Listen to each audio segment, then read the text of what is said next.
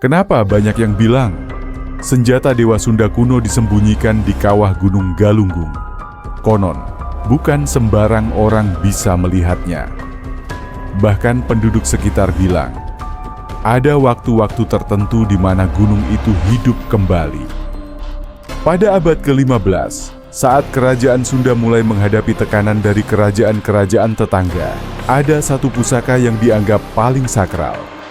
Kujang Maung Galunggung, senjata yang dipercaya ditempa langsung oleh Empu Sakti dari kalangan resi gunung.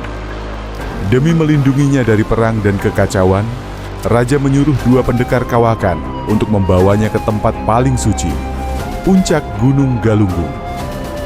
Tapi setelah malam itu, mereka berdua tak pernah kembali.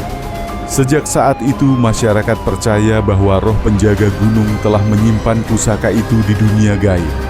Dan sampai sekarang, tiap malam Jumat Kliwon, ada cahaya biru melayang di kawah, seperti dijaga oleh sosok berbaju putih.